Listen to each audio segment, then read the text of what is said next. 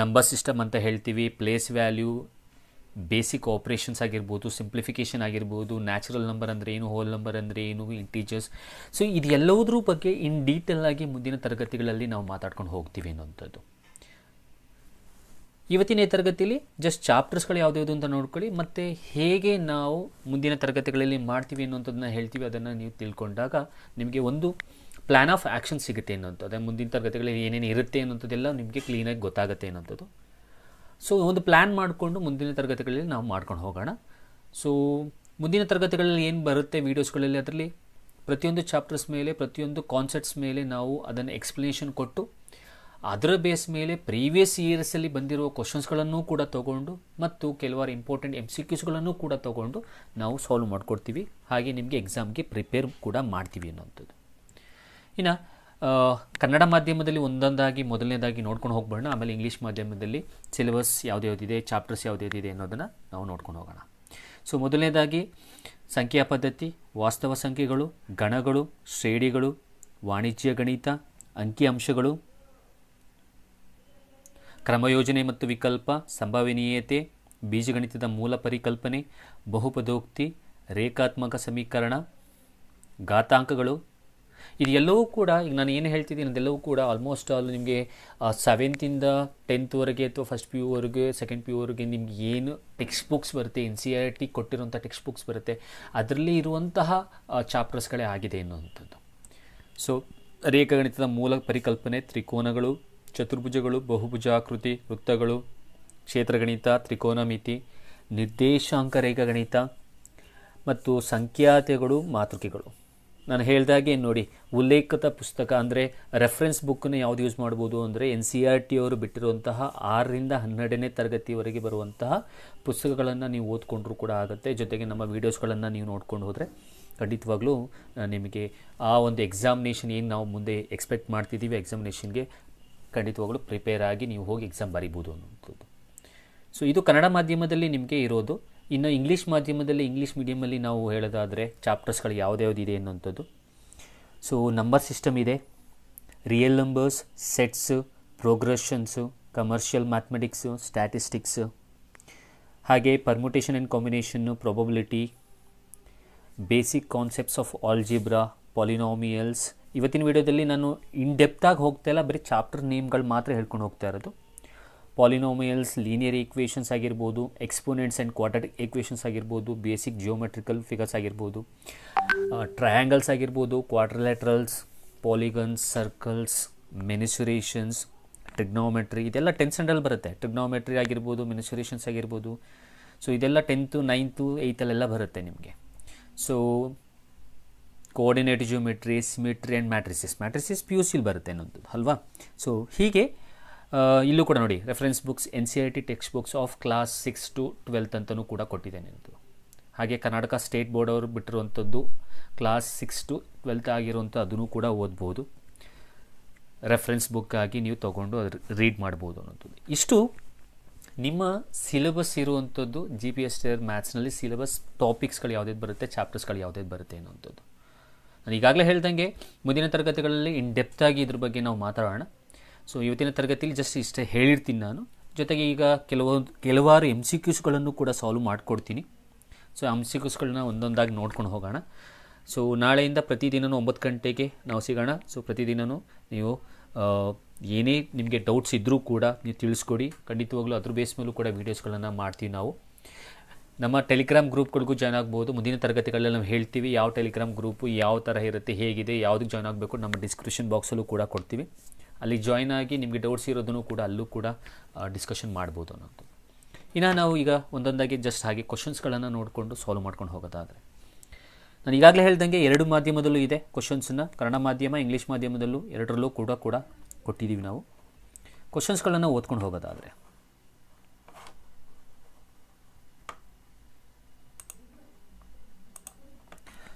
So ಈ ರೀತಿ ಇದೆ. ಒಂದು ದತ್ತಾಂಶದ ಸರಾಸರಿಯು 7.5 ಆಗಿದ್ದು ಅದರಲ್ಲಿ ಸಿಗ್ಮಾ FI XI ಅನ್ನುವಂಥದ್ದು 120 + 3K 3K ಅಂದರೆ 120 + 3K ಮತ್ತು ಸಿಗ್ಮಾ FI ಅನ್ನುವಂಥದ್ದು 30 ಆದರೆ Kನ ಬೆಲೆಯು.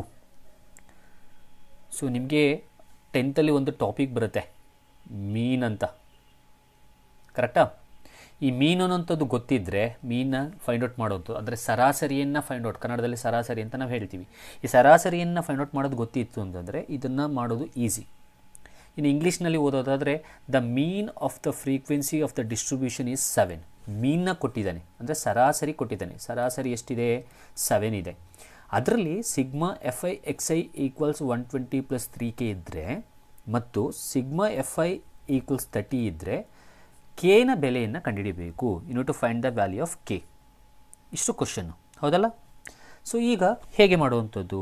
ಸಿಂಪಲ್. ಫಸ್ಟು ನಾವೇನು ಮಾಡೋಣ ಅಂದರೆ ಮೀನನ್ನು ಕಂಡುಹಿಡಿಯೋದಕ್ಕೆ ನಮಗೊಂದು ಫಾರ್ಮುಲಾ ಇದೆ, ಆ ಫಾರ್ಮುಲಾವನ್ನು ಬರ್ಕೊಳ್ಳೋಣ. ಸೊ ಮೀನು ಕಂಡುಹಿಡಿಯೋದಕ್ಕೆ formula x bar equals, x bar ಅಂದರೆ ಇಲ್ಲಿ mean, sigma FI XI divided by sigma FI. ಇದು ನೀವು ಸರಾಸರಿ ಅಥವಾ ಮೀನ್ನ ಕಂಡುಹಿಡಿಯೋದಕ್ಕೆ ಇರುವಂತಹ ಫಾರ್ಮುಲಾ. ಇಲ್ಲಿ ನೀವು ಅಬ್ಸರ್ವ್ ಮಾಡಿದ್ರೆ ಏನೇನು ಡೇಟಾ ಕೊಟ್ಟಿದ್ದಾರೆ ಅದನ್ನು ಆಯಾ ಜಾಗದಲ್ಲಿ ಹಾಕೊಂಡು ಹೋಗೋಣ. ಏಕೆಂದರೆ ಇಲ್ಲಿ ಅಬ್ಸರ್ವ್ ಮಾಡ್ದಂಗೆ ಇಲ್ಲಿ ಮೀನ್ ಕೊಟ್ಟಿದ್ದಾನೆ, ಸಿಗ್ಮಾ FI XI ಕೊಟ್ಟಿದ್ದಾನೆ, ಸಿಗ್ಮಾ FI ಕೊಟ್ಟಿದ್ದಾನೆ. ಸೊ ಅದನ್ನು ಆಯಾ ಜಾಗದಲ್ಲಿ ಅಪ್ಲೈ ಮಾಡ್ಕೊಂಡು ಹೋಗೋಣ. ಈಗ ಎಕ್ಸ್ ಬಾರ್ ಕೊಟ್ಟಿದ್ದಾನೆ ಅಂದ್ಕೊಳ್ಳಿ. ಎಕ್ಸ್ ಬಾರ್ ಅಂದರೆ ಏನಂತ ಹೇಳಿದೆ? ಮೀನು ಕೊಟ್ಟಿದ್ದಾನೆ, ಅಂದರೆ ಸರಾಸರಿ. ಎಷ್ಟು ಸರಾಸರಿ? ಸರಾಸರಿ 7.5. ಹೌದಾ? ಓಕೆ. ಸೊ ಈಗ next equals to sigma FI XI ಕೊಟ್ಟಿದ್ದಾನೆ. ಸಿಗ್ಮಾ FI XI ಎಷ್ಟು ಕೊಟ್ಟಿದ್ದಾನೆ? 120 + 3K divided by sigma FI ಕೊಟ್ಟಿದ್ದಾನೆ ಎಷ್ಟು? 30. ನೋಡಿ, ನಾವೇನು ಮಾಡಿಲ್ಲ, ಫಾರ್ಮುಲಾ ಹಾಕಿದ್ದೀವಿ, ಫಾರ್ಮುಲಾಕ್ಕೆ ಕೊಟ್ಟಿರೋ ಡೇಟಾವನ್ನು ಹಾಕಿದ್ದೀವಿ. ಈಗೇನು ಮಾಡಿ, ಇಲ್ಲಿ ಕ್ರಾಸ್ ಮಲ್ಟಿಪಲ್ ಮಾಡಿ, ಓರೇ ಗುಣಾಕಾರ ಮಾಡಿ ಹೀಗೆ. ಸೊ ಈ 7.5 30ಗೆ ಮಲ್ಟಿಪಲ್ ಮಾಡಿ. ಸೊ 7.5 × 30. ಸೊ ಆಗ ನಿಮಗೆ ಇಲ್ಲಿ 225 ಸಿಗುತ್ತೆ. ಈಕ್ವಲ್ಸ್ ಟು ನಾವು ಈ 120 + 3Kನ ಇಲ್ಲಿ ಏನೂ ಇಲ್ಲ ಅಂದರೆ ಕೆಳಗಡೆ 1 ಇರುತ್ತೆ ಅಲ್ವಾ? ಸೊ 1ಗೆ ಮಲ್ಟಿಪಲ್ ಮಾಡಿದ್ರೆ ಅದೇ ಬರುತ್ತಲ್ವಾ? ಅದನ್ನೇ ಬರ್ಕೊಳ್ಳೋಣ, 120 + 3K. ಈಗ 3K ಇಲ್ಲೇ ಇರಲಿ, ಈ 120ನ ನೀವು LHSಗೆ ಕಳಿಸಿ, ಎಡಭಾಗಕ್ಕೆ ಕಳಿಸಿ. ಅಂದರೆ 225 ಅಲ್ಲೇ ಇದೆ, 120ನ ಈಚೆ ಕರ್ಕೊಂಡ್ರೆ ನಾವು -120 ಆಯಿತು. ಈಕ್ವಲ್ಸ್ ಟು 3K ಅಲ್ಲೇ ಇದೆ. ಸೊ ಈಗ ಈ 225ಇಂದ 120ನ ಸಬ್ಟ್ರಾಕ್ಟ್ ಮಾಡಿ. ಸೊ 105 ಬರುತ್ತೆ. 105 ಈಕ್ವಲ್ಸ್ ಟು 3K. ಹೌದಲ್ಲ? ಸೊ ನಮಗೆ ಕೆ ವ್ಯಾಲ್ಯೂ ತಾನೇ ಕೇಳಿರೋದು, ಅದನ್ನು ಹೀಗೆ ಬರ್ಕೊಳ್ಳೋಣ. 3K equals to 105, K is equals to 105/3. So divide ಮಾಡಿ, I'll get the K value. ಅಷ್ಟೇ.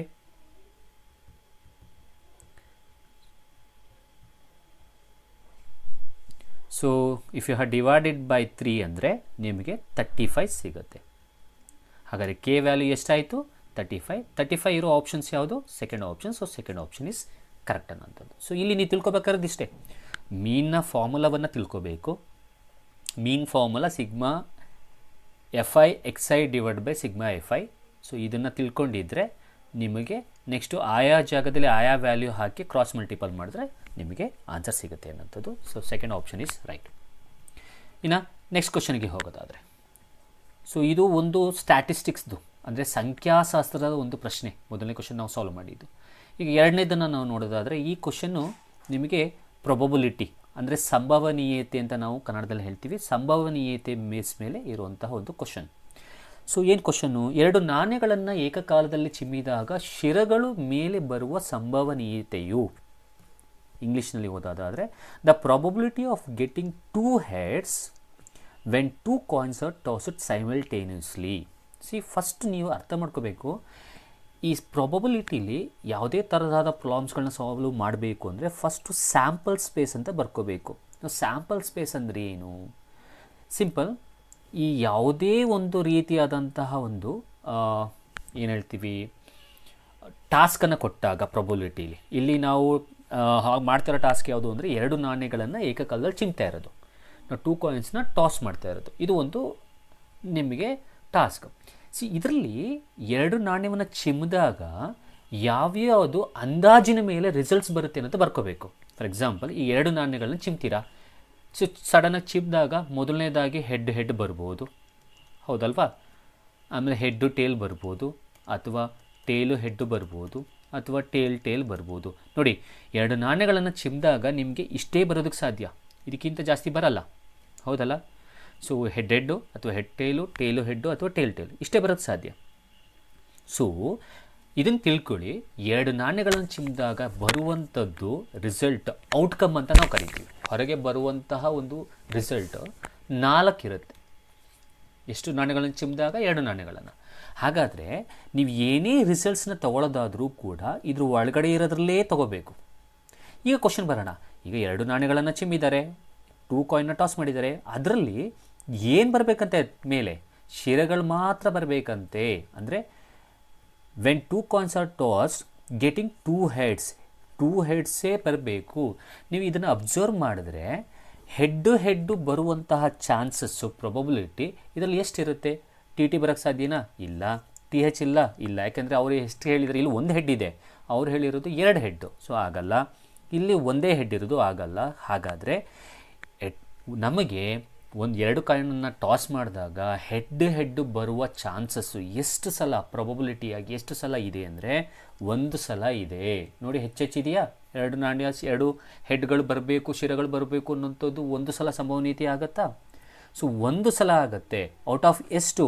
4 ಇರೋದ್ರಲ್ಲಿ ರಿಸಲ್ಟಲ್ಲಿ 1 ಸಲ ಆಗುತ್ತೆ. ಹಾಗಾದರೆ 2 ನಾಣ್ಯಗಳನ್ನು ಏಕಕಾಲದಲ್ಲಿ ಚಿಮ್ಮಿದಾಗ ನಮಗೆ ಶಿರಗಳು ಮೇಲೆ ಬರುವ ಸಂಭವನೀಯತೆ ಅಂದರೆ 1/4. ಸೊ 1/4 ಇರುವ ಆಪ್ಷನ್ ಎರಡನೇದು.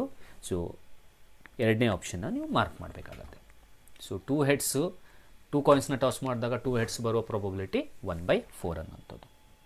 ಐ ಹೋಪ್ ದಟ್ ನಿಮಗೆ ಅರ್ಥ ಆಗ್ತಿದೆ ಅಂತ ಅಂದ್ಕೊಳ್ತೀನಿ. ಸೊ ಆ್ಯಸ್ ಐ ಸೆಡ್, ನಿಮ್ಗೆ ಏನಾದ್ರು ಡೌಟ್ಸ್ಗಳು ಇತ್ತು ಅಂತಂದ್ರೂ ಕೂಡ ನೀವು ಕೇಳಿ ಅದನ್ನು ಕ್ಲಿಯರ್ ಮಾಡ್ಕೋಬೋದು ಅನ್ನೋಂಥದ್ದು. ಸೊ ಚಾಟಲ್ಲಿ ನೀವು ತಿಳಿಸ್ಕೊಟ್ರೆ ಖಂಡಿತವಾಗ್ಲೂ ಅದಕ್ಕೆ ಹೆಲ್ಪ್ ಮಾಡ್ಕೊಡ್ತೀನಿ ಅನ್ನೋದು. ಓಕೆ, ಸೊ ನೆಕ್ಸ್ಟ್ ಕ್ವಶನ್ಸ್ಗೆ ಹೋಗೋಣ. ಓಕೆ, ಸೊ ನಾನು ಈಗಾಗಲೇ ಹೇಳ್ದಂಗೆ ಇದೊಂದು ಪ್ರಾಬಬಿಲಿಟಿ ಮೇಲಾಯಿತು, ಒಂದು ಸ್ಟ್ಯಾಟಿಸ್ಟಿಕ್ಸ್ ಮೇಲಾಯಿತು. ಈಗ ಇನ್ನೊಂದು ಕ್ವಶನ್ ತೊಗೊಳ್ಳೋಣ. ಇದು ರಿಯಲ್ ನಂಬರ್ಸ್ ಮೇಲಿದೆ ಅನ್ನೋಂಥದ್ದು.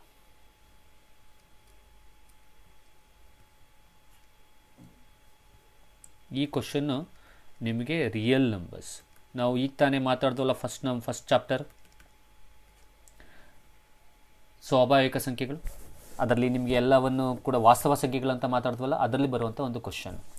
2 ಸಂಖ್ಯೆಗಳಾದ x ಮತ್ತು 50ರ ಮಾಸಾಹ ಮತ್ತು ಲಾಸಾಹಗಳು ಕ್ರಮವಾಗಿ 10 ಮತ್ತು 100ಗಳಾದರೆ ಎಕ್ಸ್ನ ಬೆಲೆಯು, ಇಂಗ್ಲೀಷ್ನಲ್ಲಿ ಓದೋದಾದರೆ HCF and LCM of 2 numbers x and 50 are respectively 10 and 100, the value of x ಈಸ್. ಸೊ ಇದನ್ನು ಸಾಲ್ವ್ ಮಾಡಬೇಕು ಅಂದರೆ ಇಲ್ಲೂ ಕೂಡ ಒಂದು ಕಂಡೀಷನನ್ನು ತಿಳ್ಕೋಬೇಕು, ಒಂದು ಫಾರ್ಮುಲಾವನ್ನು ತಿಳ್ಕೊಳ್ಳಿ. ಏನು ಫಾರ್ಮುಲಾ ಅದು? A into B is equals to HCF into LCM. ನಾನೀಗ ಬರೀ ಫಾರ್ಮುಲಾ ಹೇಳ್ಕೊಂಡು ಹೋಗ್ತೀನಿ, ಇನ್ನು ಡೆಪ್ತಾಗಿ ಹೇಳ್ತಾ ಇಲ್ಲ, ಹಾಗೆ ಪ್ರಾಬ್ಲಮ್ ಸಾಲ್ವ್ ಮಾಡ್ಕೊಂಡು ಹೋಗ್ತಾ ಇದ್ದೀನಿ. ಮುಂದಿನ ಕ್ಲಾಸ್ಗಳಲ್ಲಿ ನಾನು ಸಾಲ್ವ್ ಮಾಡ್ಕೊಂಡು ಹೋಗ್ತೀನಿ, ಡೆಪ್ತಾಗಿ ಹೇಳ್ಕೊಂಡು ಹೋಗ್ತೀನಿ, ಎಲ್ಲವನ್ನು ಎಕ್ಸ್ಪ್ಲನೇಷನ್ ಕೊಡ್ತೀನಿ ಅನ್ನೋಂಥದ್ದು ಕಾನ್ಸೆಪ್ಟ್ಸ್ಗಳನ್ನು. ಸೊ ಇಲ್ಲಿ ಎ ಅನ್ನೋಂಥದ್ದು ಒಂದು ನಂಬರು, ಬಿ ಅನ್ನೋಂಥದ್ದು ಒಂದು ನಂಬರು, HCF ಅಂದರೆ ಗೊತ್ತು, ಅವೆರಡು ನಂಬರ್ಗಳದ್ದು HCF ಮತ್ತು LCM. ಅಂದರೆ ಇದರ ಅರ್ಥ ಯಾವುದೇ 2 ನಂಬರ್ಗಳನ್ನ ನೀವು ತೊಗೊಂಡಾಗ ಅವೆರಡರ ನಂಬರ್ಗಳನ್ನು ಪ್ರಾಡಕ್ಟ್ ಮಾಡಿದಾಗ ಅದು HCF ಮತ್ತು LCM ಏನು ಕಂಡುಹಿಡ್ದಿರ್ತೀವಿ ಅದರ ಪ್ರಾಡಕ್ಟ್ಗೆ ಈಕ್ವಲ್ ಆಗಿರುತ್ತೆ ಅನ್ನೋದು ಇದರ ಮೀನಿಂಗು. ಓಕೆನಾ? ಸೊ ಹಾಗಾದರೆ A into B is equals to HCF into LCM. ಈಗ ನೀವು ಅಬ್ಸರ್ವ್ ಮಾಡಿ ಅವ್ರು ಏನೇನು ಕೊಟ್ಟಿದ್ದಾರೆ ಅನ್ನೋದನ್ನ ನಾವು ಬರ್ಕೊಳ್ಳೋಣ. ಸೊ ಇಲ್ಲಿ 2 ಸಂಖ್ಯೆಗಳಾದ, ಅಂದರೆ ಇದೊಂದು ನಂಬರು, ಇದೊಂದು ನಂಬರು, ಈ 2 ನಂಬರ್ಗಳು ಇಲ್ಲಿದೆಯಲ್ಲ. ಹಾಗಾದ್ರೆ 2 ನಂಬರ್ ಅಂದರೆ A ಆ್ಯಂಡ್ B ಅಂತ ಹೇಳಿದ್ದೀನಲ್ಲ. ಸೊ ನೀವೇನು ಮಾಡಿ, ಇದನ್ನು ಒಂದನ್ನು A ಅಂತ ಕೊಡಿ, ಒಂದನ್ನು B ಅಂತ ಕೊಡಿ. ಈ 2 ನಂಬರ್ಗಳದ್ದು ಮಾಸಹ ಲಾಸಹ ಅಂದರೆ HCF ಮತ್ತು LCMನ ಕೊಟ್ಟಿದ್ದಾರೆ. HCF ಎಷ್ಟು? 10, ಇದು HCF ಆಯಿತು. ಸೊ ಇದೇನು 100, ಇದು LCM. ಸೊ ಇದು LCM. ಸೊ ಈ 2 ನಂಬರ್ಗಳದ್ದು HCF LCM ಆದರೆ you need to find the value of X, ಅಂದರೆ ನೀವು ಎ ಬೆಲೆಯನ್ನು ಕಂಡುಹಿಡಿಬೇಕು ಅನ್ನೋಂಥದ್ದು ಇದರ ಮೀನಿಂಗು. ಸೊ ಈಗೇನು ಮಾಡೋಣ, ಸಿಂಪಲ್ ಫಾರ್ಮುಲಾ ಬರ್ಕೊಳ್ಳೋಣ ಒಂದು ಸಲ. A into B is equals to HCF into LCM. ಕರೆಕ್ಟಾ? ಈಗೇನು ಲಾಸ್ಟ್ ಹೇಳ್ದಂಗೆ ಕ್ವಶನ್ ಇದೆ, ಡೇಟಾ ಇದೆ, ಆ ಡೇಟಾವನ್ನು ಫಾರ್ಮುಲಾಗೆ ಅಪ್ಲೈ ಮಾಡಿ. A ಅಂದರೆ ಏನು? A ಅಂದರೆ ಎಕ್ಸ್ ಇಂಟು ಬಿ ಅಂದರೆ ಏನು? ಬಿ ಅಂದರೆ 50, ಇನ್ನೊಂದು ನಂಬರು. ಇವೆರಡರದ್ದು HCF LCM ಕೊಟ್ಟಿದ್ದೀನಲ್ಲ, ಅಲ್ಲೇ ಬರ್ಕೊಳ್ಳಿ ಅದನ್ನ. 10 HCF 10, LCM ಎಷ್ಟು? 100. ಈಗ 15 ಈಚೆ ಕಳಿಸಿ. So X is equals to 10 into 100 divided by 50. 50 1s 50 2sನ, ಹಾಗಾದರೆ ಇಲ್ಲಿ ಉಳಿದಿರೋದು 10 ಇಂಟು 2ನ, 10 2s 20. ಹಾಗಾದರೆ ಇಲ್ಲಿ ನಮಗೆ ಕೇಳಿರೋ ಎಕ್ಸ್ನ ವ್ಯಾಲ್ಯೂ ಎಷ್ಟು ಅಂದರೆ 20. ಕ್ಲಿಯರ್? ಸೊ ಇದು ಇನ್ನೊಂದು ರೀತಿಯಾದಂಥ ಒಂದು ಪ್ರಾಬ್ಲಮನ್ನು ತಗೊಂಡು ನಾನು MCQsನ ಸಾಲ್ವ್ ಮಾಡಿಕೊಟ್ಟಿರೋದು. ಓಕೆ, ಸೊ ಇನ್ನೂ ಬೇಕಾದಷ್ಟು ಕ್ವಶನ್ಸ್ಗಳಿದೆ. ಸೊ ನಾವೀಗ ಅದನ್ನು ಮಾಡೋಣ. ಸೊ ನಾನೀಗಾಗಲೇ ಹೇಳ್ದಂಗೆ ಇದು ಮೊದಲನೇ ತರಗತಿ ಇಂಟ್ರಡಕ್ಷನ್ನು, ಹಾಗಾಗಿ ಚಾಪ್ಟರ್ಸ್ಗಳು ಹೇಳಿ ನಾನು ಕೆಲವೊಂದು MCQsಗಳನ್ನ ತೊಗೊಂಡು ಸಾಲ್ವ್ ಮಾಡ್ತಿದ್ದೀನಿ ಅಷ್ಟೇ. ಮುಂದಿನ ತರಗತಿಗಳಲ್ಲಿ ಸಾಲ್ವ್ ಮಾಡ್ಕೊಂಡು ಹೋಗೋಣ, ಕಾನ್ಸೆಪ್ಟ್ ವೈಸ್ ಮಾಡ್ಕೊಂಡು ಹೋಗೋಣ ಅನ್ನೋದು.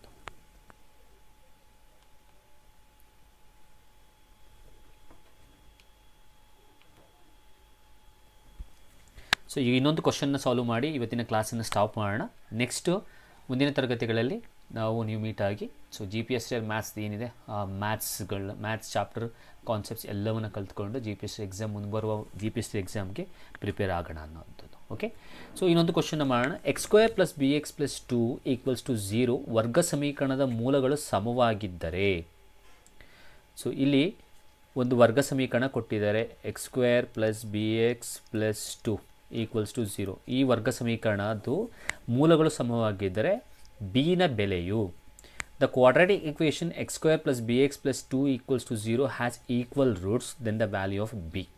ನೀವು ಅರ್ಥ ಮಾಡ್ಕೊಳ್ಳಿ, ಯಾವುದೇ ಕ್ವಾಡ್ರಾಟಿಕ್ ಇಕ್ವೇಷನ್ನ ಕೊಟ್ಟು ನೋಡಿ, ಇದು ಈ ಕ್ವಾಡ್ರಾಟಿಕ್ ಇಕ್ವೇಷನ್ ಚಾಪ್ಟರ್ದು. ಯಾವುದೇ ಕ್ವಾಡ್ರಾಟಿಕ್ ಇಕ್ವೇಷನ್ನ ಕೊಟ್ಟು ಅಲ್ಲಿ ಒಂದು ವರ್ಡ್ನ ಬಳಸಿದರೆ, ಇಟ್ ಹ್ಯಾಸ್ ಈಕ್ವಲ್ ರೂಟ್ಸ್ ಅಂತ ವರ್ಡ್ನ ಬಳಸಿದರೆ, use this formula b² - 4 × a × c = 0. ಆಯಿತಾ? ಇದು ಫಾರ್ಮುಲಾ. ಸೊ ಹಾಗಾದರೆ ಸರ್ ಇಲ್ಲಿ ಫಾರ್ಮುಲಾಗೆ ಡೇಟಾ ಬೇಕಲ್ಲ, ಅದು ಎಲ್ಲಿ ಸಿಗುತ್ತೆ ನೋಡಿ. ಈ ಈಕ್ವೇಷನ್ದು ಯಾವುದೇ ಕ್ವಾಡ್ರಾಟಿಕ್ ಇಕ್ವೇಷನ್ದು ಸ್ಟ್ಯಾಂಡರ್ಡ್ ಫಾರ್ಮ್ ಅಂತ ಇರುತ್ತೆ. ಆ ಸ್ಟ್ಯಾಂಡರ್ಡ್ ಫಾರ್ಮ್ ಏನು ಅಂದರೆ ax² + bx + c = 0. ಹಾಗಾದರೆ ಈ ಈಕ್ವೇಷನ್ನು ಈ ಸ್ಟ್ಯಾಂಡರ್ಡ್ ಫಾರ್ಮಲ್ಲಿದೆ ಅಂದರೆ ಇಲ್ಲಿ ಬರೋದು a ವ್ಯಾಲ್ಯೂ, ಇಲ್ಲಿ ಬರೋದು b ವ್ಯಾಲ್ಯೂ, ಇಲ್ಲಿ ಬರೋದು c ವ್ಯಾಲ್ಯೂ. ಹಾಗಾದರೆ a value, b value, c ವ್ಯಾಲ್ಯೂಯನ್ನು ಈ ಕ್ವಾಡ್ರಾಟಿಕ್ ಈಕ್ವೇಷನಿಂದ ತೆಗೆದು ಇಲ್ಲಿ ಅಪ್ಲೈ ಮಾಡಿ ಸಿಂಪ್ಲಿಫೈ ಮಾಡಿದ್ರೆ ನಮಗೆ b ವ್ಯಾಲ್ಯೂ ಸಿಗುತ್ತೆ ಅನ್ನುವಂಥದ್ದು. ಸೊ ಇಲ್ಲಿ a ವ್ಯಾಲ್ಯೂನ ಪಿಕ್ ಮಾಡೋದಾದರೆ a ವ್ಯಾಲ್ಯೂ x² ಪಕ್ಕದ್ದು ಕೋಎಫಿಷಿಯೆಂಟ್ ಅಂತ ಕರಿತೀವಿ, ಸಹಗುಣಕ. ಸೊ x² ಸಹಗುಣಕ ಅಥವಾ ಕೋಎಫಿಷಿಯೆಂಟು ಏನಿಲ್ಲ ಅಂದರೆ 1. ನೆಕ್ಸ್ಟು b ವ್ಯಾಲ್ಯೂನ ತಗೊಳ್ಳೋದಾದರೆ ಎಕ್ಸ್ನ ಸಹಗುಣಕ ಇಲ್ಲಿದೆಯಲ್ಲ, ಈ ಎಕ್ಸ್ನ ಸಹಗುಣಕ ಎಕ್ಸ್ನ ಕೋಎಫಿಷಿಯೆಂಟ್, b ವ್ಯಾಲ್ಯೂ bನೇ ಆಗುತ್ತೆ. c ವ್ಯಾಲ್ಯೂ ಎಷ್ಟು? ಕಾನ್ಸ್ಟೆಂಟ್ 2 ಆಗುತ್ತೆ. ಹಾಗಾದರೆ ನೋಡಿ, ಕ್ವಶನ್ ಇದೆ, ಫಾರ್ಮುಲಾ ಇದೆ, ಡೇಟಾ ಇದೆ, ಅಲ್ಲಲ್ಲಿಗೆ ಅಪ್ಲೈ ಮಾಡಿ. ನಾವು b ವ್ಯಾಲ್ಯೂ ಏನಪ್ಪ? b ವ್ಯಾಲ್ಯೂ bನೇ. ಸೊ b ಹಾಗೆ ಬರ್ಕೊಳ್ಳಿ, b² ಆಯಿತು -4 × a ವ್ಯಾಲ್ಯೂ ಏನು? a ವ್ಯಾಲ್ಯೂ 1 × c ವ್ಯಾಲ್ಯೂ ಏನು? 2 = 0ನಾ? ನಾವು b² - 4 2s 8 = 0ನಾ? ಈಗ 8ನ ಆಚೆ ಕಳಿಸಿದ್ರೆ b² = +8. ಈಗ ನನಗಿಲ್ಲಿ b ವ್ಯಾಲ್ಯೂ ಬೇಕು. ಈ ಸ್ಕ್ವೇರ್ನ ಕ್ಯಾನ್ಸಲ್ ಮಾಡಬೇಕು ಅಂದರೆ take out square root on both side. ಆಗ ಇಲ್ಲಿ ಸ್ಕ್ವೇರ್ಗೆ ಸ್ಕ್ವೇರ್ ರೂಟ್ ಗಿಟ್ ಕ್ಯಾನ್ಸಲ್ಲ. ಹಾಗಾದರೆ ಉಳಿದಿರೋದು b = √8. ಬಟ್ √8 ಮಾತ್ರ ಆನ್ಸರ್ ಆಗಲ್ಲ. ಈ √8ನ್ನು ನಾವು ಇನ್ನು ಸಿಂಪ್ಲಿಫೈಡ್ ಫಾರ್ಮಲ್ಲಿ ಬರೀಬೋದು. ಹೇಗೆ ಅಂದರೆ 4 × 2. ಸರ್ ಇದು ಹೆಂಗೆ ಬಂತು ಅಂತ ಎಲ್ಲವನ್ನೂ ಕೂಡ ಮುಂದಿನ ತರಗತಿಯಲ್ಲಿ ನಾನು ಈಗಾಗಲೇ ಹೇಳ್ದಂಗೆ ಹೇಳ್ಕೊಂಡು ಹೋಗ್ತೀನಿ. ಸೊ ಈ √8ನ್ನು 4 × 2 ಅಂತ ಬರೀಬೋದಾ? 4 × 2. ಹಾಗಾದರೆ ಇಲ್ಲಿ √8 ಈಕ್ವಲ್ಸ್ ನಾವು 4ದು ಸ್ಕ್ವೇರ್ ರೂಟ್ ಇದೆ, 4ದು ಸ್ಕ್ವೇರ್ ರೂಟ್ ತೆಗೆದ್ರೆ ದಟ್ ಈಸ್ 2. ಇನ್ನು ಉಳಿದಿರೋದು ಒಳಗಡೆ 2 ಉಳ್ಕೊಳ್ತು. ಹಾಗಾದರೆ ನಾನು ಇಲ್ಲಿ ಏನು ಮಾಡಿದೆ ಅಂದರೆ √4 ಹೊರಗಡೆ ತೆಗೆದೆ. √4ದು ಆನ್ಸರು 2, ಉಳಿದಿರೋದು √2. ಹಾಗಾದರೆ ಸೊ ಇಲ್ಲಿ √8ನ್ನು ನಾವು ಹೇಗೆ ಬರಿಬೋದು ಅಂದರೆ 2√2 ಅಂತ ಬರಿಬೋದು. ಹಾಗಾದರೆ b ವ್ಯಾಲ್ಯೂ ಏನಾಗುತ್ತೆ ಅಂದರೆ 2√2 ಆಗುತ್ತೆ. ಸೊ ಇದು ±2√2 ಆಗುತ್ತೆ. ಯಾಕೆ ಏನು ಅನ್ನೋಂಥದ್ದು ನಾನು ಮುಂದಿನ ತರಗತಿಗಳಲ್ಲಿ ಹೇಳ್ಕೊಡ್ತೀನಿ. ಸೊ ±2√2 ಆಗುತ್ತೆ. ಹಾಗಾದರೆ ±2√2 ಇರುವ ಆಪ್ಷನ್ಸ್ ಯಾವುದು ಅಂದರೆ ಫಸ್ಟ್ ಒನ್ನು. ಸೊ ನೀವು ಅದಕ್ಕೆ ಟಿಕ್ ಮಾಡಬೇಕು. ಸೊ ಇದೊಂದು ಮಾಡೋಣ. ಸೊ ಇದು ಈಸಿ ಇದೆ, ಯಾಕೆಂದರೆ ಮೂಲ ಬಿಂದು 3 ಮತ್ತು 4 ಬಿಂದುಗಳಿಗಿರುವ ದೂರ. ಅಂದರೆ ಇಂಗ್ಲೀಷಲ್ಲಿ ಹೇಳೋದಾದರೆ ಇದನ್ನು distance between the origin, distance between the origin ಅನ್ನೋದು ಇಂಗ್ಲೀಷಲ್ಲಿ, distance between the origin. So ಈ ಡಿಸ್ಟೆನ್ಸ್ ಬಿಟ್ವೀನ್ ದ ಆರಿಜಿನ್ ಕಂಡುಹಿಡಿಯೋದಕ್ಕೆ we have one formula, d is equals to under root of x square plus y square. ಏನು ಮಾಡಬೇಡಿ, ತಲೆ ಕೆಡಿಸ್ಕೋಬೇಡಿ. ಇಲ್ಲಿ ಕೊಟ್ಟಿರುವ ಕೋಆರ್ಡಿನೇಟ್ಸಲ್ಲಿ ಒಂದು ಕೋಆರ್ಡಿನೇಟ್ಸ್ಗೆ ಎಕ್ಸ್ ಅಂತ ಕೊಡಿ, ಇನ್ನೊಂದು ಕೋಆರ್ಡಿನೇಟ್ಸ್ಗೆ ವೈ ಅಂತ ಕೊಡಿ, ಡೈರೆಕ್ಟಾಗಿ ವ್ಯಾಲ್ಯೂನ ಹಾಕಿ ಈ ಒಂದು ಫಾರ್ಮುಲಾಗೆ. ಸೊ ಹಾಗಾದರೆ D is equals to under root of X value ಎಷ್ಟು 3 ತಲೆ ಮೇಲೆ ಸ್ಕ್ವೇರ್ ಇದೆ, ಪ್ಲಸ್ ವೈ ವ್ಯಾಲ್ಯೂ ಎಷ್ಟು 4 ತಲೆ ಮೇಲೆ ಸ್ಕ್ವೇರ್ ಇದೆ. So D is equals to under root of 3 square ಅಂದರೆ 9, 4 ಸ್ಕ್ವೇರ್ ಅಂದರೆ 16. D is equals to under root of 25 ಆಯಿತು. 25 ವರ್ಗಮೂಲ ಅಥವಾ ಸ್ಕ್ವೇರ್ ರೂಟ್ ಎಷ್ಟು 5 ಆಗುತ್ತೆ. ಸೊ ಹಾಗಾದರೆ ಡಿ ಈಸ್ ಈಕ್ವಲ್ಸ್ ಟು ಎಷ್ಟು 5 ಯೂನಿಟ್ಸ್ ಅಂತ ಇಂಗ್ಲೀಷಲ್ಲಿ ಹೇಳ್ತೀವಿ, ಕನ್ನಡದಲ್ಲಿ 5 ಮೂಲಮಾನ. ಸೊ 5 ಮೂಲಮಾನ ಇರೋ ಆಪ್ಷನು ಮೂರನೇದು. ಸೊ ಮೂರನೇ ಆಪ್ಷನ್ ಇಸ್ ರೈಟ್. ಸೊ ಇಷ್ಟು ಇವತ್ತಿನ ತರಗತಿಯಲ್ಲಿ ನಾನು ಹೇಳ್ಕೊಟ್ಟಿದ್ದೀನಿ. ಸೊ ಕೆಲವಾರು MCQಸ್ಗಳನ್ನ ತೊಗೊಂಡಿದ್ದೀನಿ, ಇನ್ನೂ ಕೆಲವರು